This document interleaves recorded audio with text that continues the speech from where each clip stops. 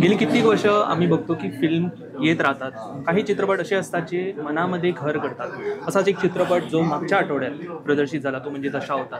त्यांचे डायरेक्टर आज माझ्याबरोबर आहेत. सुबोध सर, तुमचं स्वागत आहे आमच्या गोव्याला. आणि अनेककडे आम्ही बघितले की गोव्यात हाऊसफुल शो झालेला आहे. 6 कोटीचा पल्ला गाठलेला आहे. यावर्षीचा सगळ्यात हायेस्ट ग्रॉसिंग हा फिल्म आहे. कसं वाटतंय हे सगळं? नाही, खूप चांगलं वाटतंय मला. एकतर गोव्यात येऊन मला खूप आनंद झाला आहे. महाराष्ट्र आणि गोवा ही खरं तर सख्खी भावंड आहेत. आणि अशा वेळेला जेव्हा आम्ही महाराष्ट्रात एवढ्या मोठ्या प्रमाणावर चित्रपट दिसतोय सगळीकडे, त्यावेळेला इच्छा हीच असते की आपल्या गोव्यात पण दिसावा. आणि दशावतार ही लोककला आहे जी अशी आहे जी महाराष्ट्रात आणि गोव्यात दोन्हीकडे तितक्याच प्रेमाने पाहिली जाते. तर त्याच्यामुळे गोव्यात चित्रपट सुरू होणं, त्यात मुख्यमंत्री सावंत साहेबांनी त्याला आमंत्रण देणं, एवढा प्रचंड प्रतिसाद मिळणं आमच्यासाठी खूप आनंदाची गोष्ट आहे.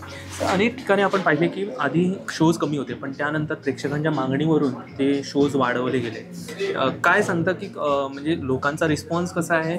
अनेक ठिकाणी आपण पाहिलेलं आहे की लोकांनी बाहेर येऊन अक्षरशः म्हणजे आपण एक्सप्रेस केलेला आहे की चित्रपट नक्कीच लोकांनी पाहावा. मला असं वाटतं की कुठल्याही फिल्म मेकरची हीच इच्छा असते की तो जी गोष्ट प्राणपणाने सांगू इच्छितोय त्याला प्रेक्षकांच्या हृदयात स्थान मिळावं. आणि हृदयात स्थान मिळालेलं मला आता दिसतंय.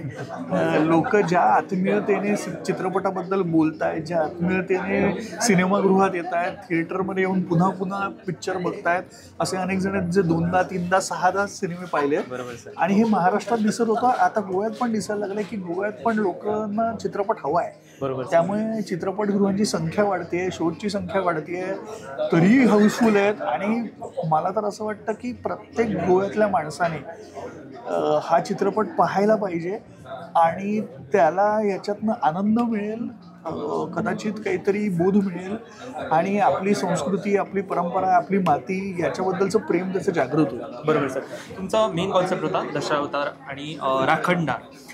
त्या व्यतिरिक्त पण अनेक प्लॉट्स आहेत, सब प्लॉट्स आहेत, पण त्यामध्ये तुम्ही कुठेच गुंतलात नाही किंवा कुठे ती स्टोरी कन्फ्युजिंग केली नाही. मेन तुमचा मुद्दा होता तो तुम्ही यशस्वीरित्या लोकांपर्यंत पोहोचवा. याच्यासाठी तुमचं अभिनंदन. आणि अशाच प्रकारचे तुम्ही चित्रपट पुढे करावे आणि लोकांना ते आवडावे, लोकांनी ते मानून घ्यावे एवढंच मागतो आणि इकडे थांबतो सर. थँक्यू.